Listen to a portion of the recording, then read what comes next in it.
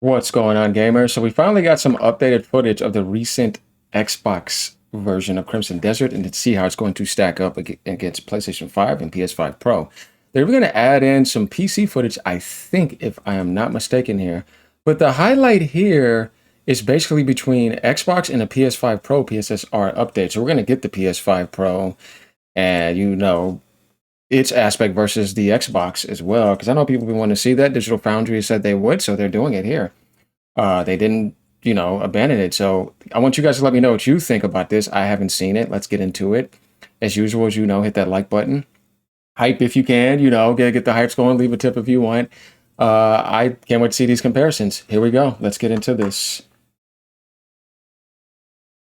Focus today, though, is on Xbox Series X, how it stacks up to PS5 in visual settings, and how frame rates hold up in its 30 FPS quality, 40 FPS balanced, and 60 FPS performance modes. Okay. And then there's the curious case of Series S. Crimson Desert belongs to a growing group of current-gen games whose design often outstrips the capabilities of its 4 teraflop silicon. Sadly, it means that Series S is whittled down to just 2 modes, one for 30 FPS quality, while its performance mode only goes as high as 40 FPS rather than 60. There's broad cutbacks to its visuals too, including the complete removal of ray tracing. So how does Series S hold up to Series X, and what's the state of performance? Let's find out. This video is brought to you by Digital Foundry and Aniba.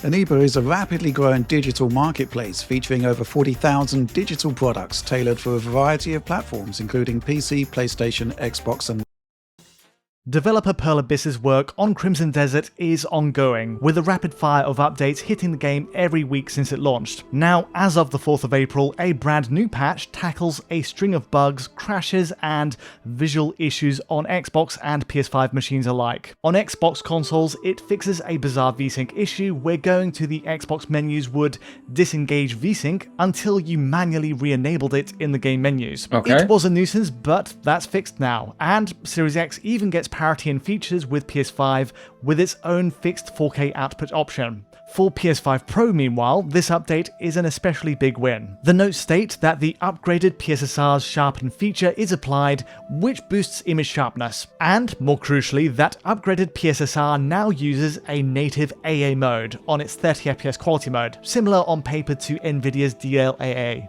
For anyone familiar with our first Crimson Desert PS5 review, you'll be aware that originally the Pro's balanced and quality modes had an unusually soft image. Despite rendering at 1440p on balanced and a native 4K on quality, with no PSSR applied in that case, it still appeared softer somehow compared to the performance option. A strange state of affairs. So switching to the new 4th of April patch, all that is thankfully solved, and engaging the native AA feature of PSSR on Pro's quality mode makes a huge difference. Yep.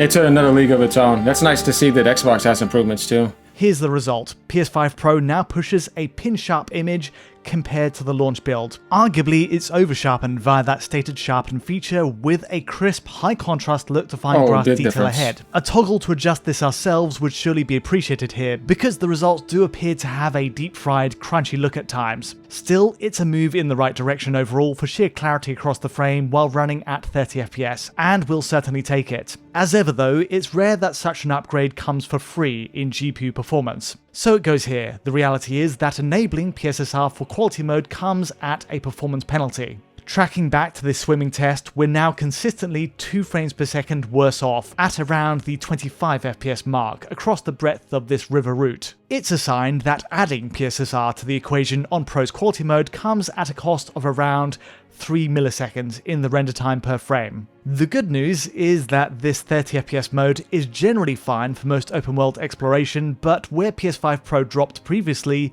it'll now lurch deeper into the mid-20s. The game's opening sequence of tutorial fights is another unfortunate case.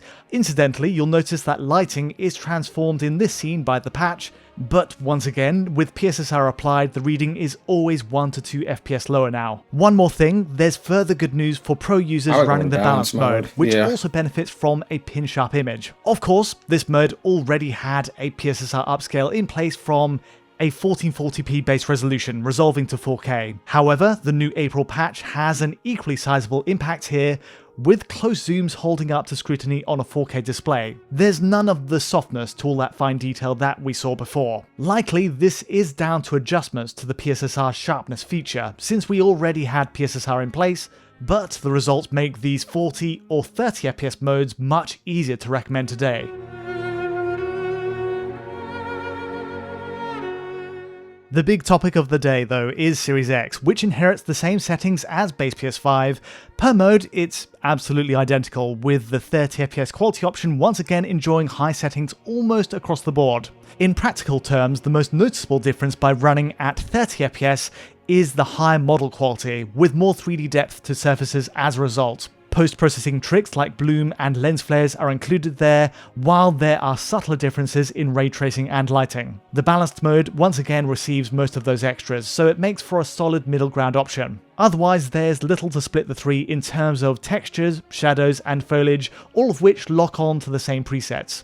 The top resolution line is, once again, the most impactful factor here though. On Series X, it's a native 1080p on performance mode, no 4K upscale by default, while the balanced mode runs at 1280p and the quality mode at 1440p. Each of those latter two modes use an FSR3 upscale to 4K, which is a huge benefit. Alas. Yeah, they definitely improved it on Xbox, but man, the Pro version just blows away the PS5 and Xbox version. The 60 FPS performance mode is blighted by the same blurry output as PS5, which does spoil Crimson Desert's main appeal, I think, that being the sheer scale of its world. At range, all that distant detail turns to mush by comparison to those other modes. Also, the text, menus, and everything else only presents at 1080p this way, which isn't a great look.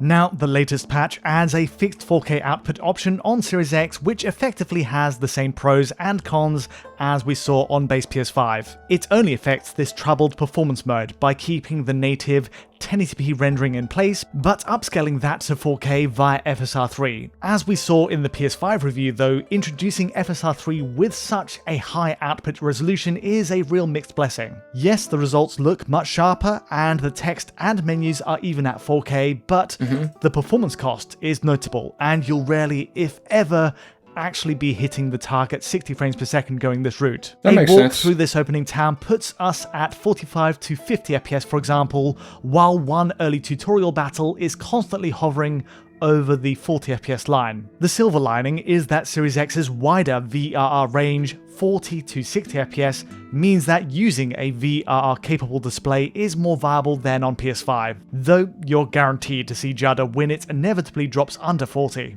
Better to have this 4K upscale option than not, but it's certainly not a perfect fix for this game's frame rate woes.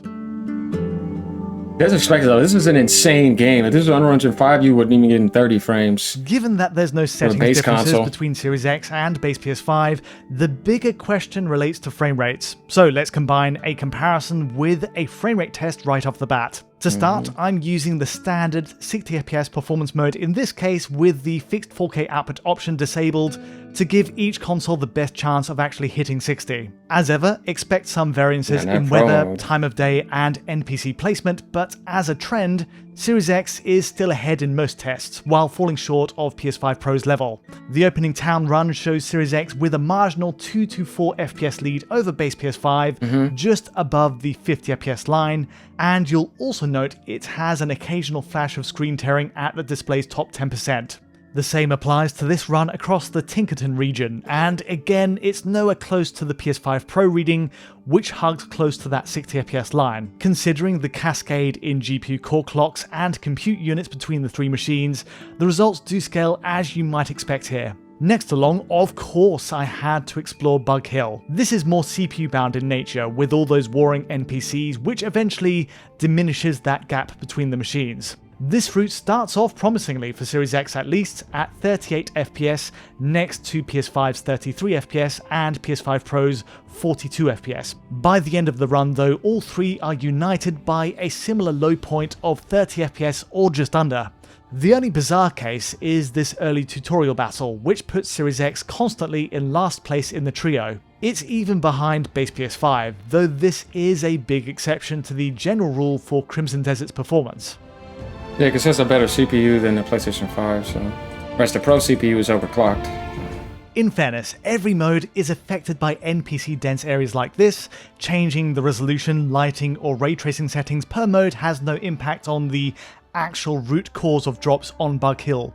There's simply, in some cases, a high, unavoidable CPU demand in putting so many enemies on screen. In fact, exploring the world further on Series X, the city of Demonis is another culprit, and a rapid horseback route here truly buckles the system to a sub-30 reading, worse than even Bug Hill. It's always worth stressing that these are the nightmare scenarios, and going by the last review's comment section, even worse, lower numbers are potentially possible later on. To give the game its dues though, 60 FPS is very much attainable on X's performance mode for those wide open regions in between cities. But once you get to a major hub area, do expect lurches down to 30, which falls well outside Series X's VRR range.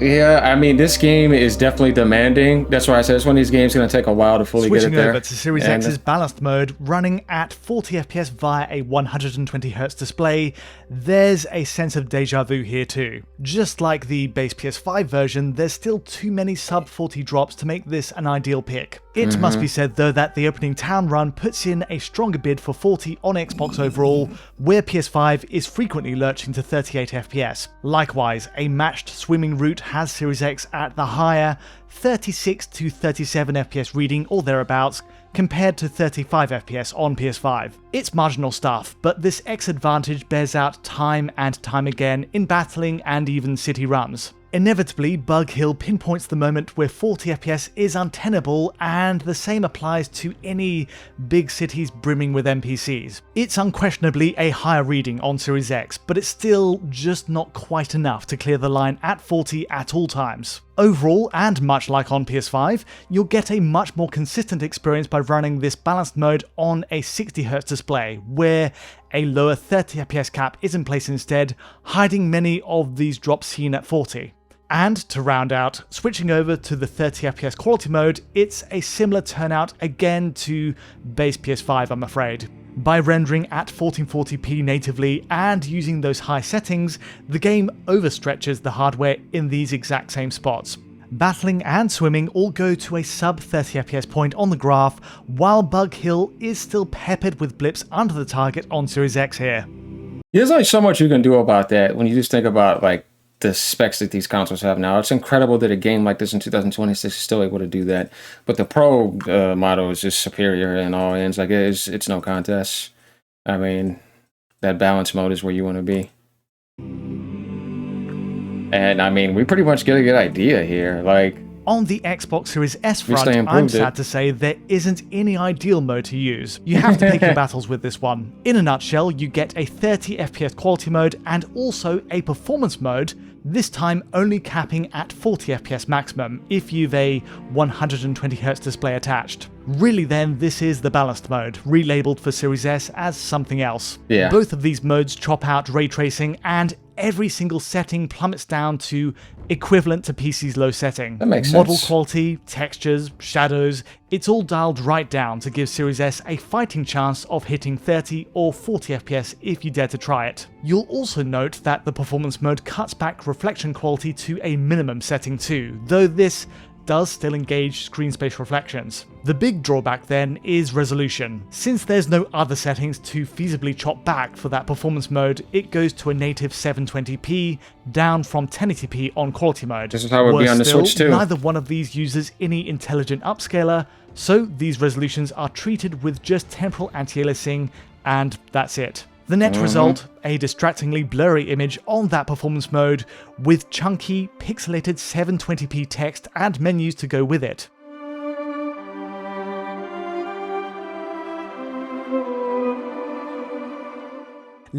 So we kind of get the idea here, guys. The big show here was what was going on the Series X. Series S, that's to be expected. There's only so much you can do with that because of the limitation of the technology and stuff and the limited memory.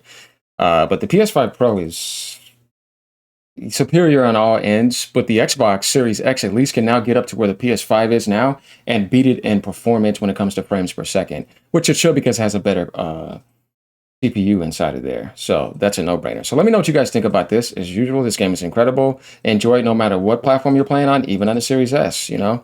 But the PC and the PS5 Pro version are in a league of their own. Definitely for the price range you get for the PlayStation. Later, y'all.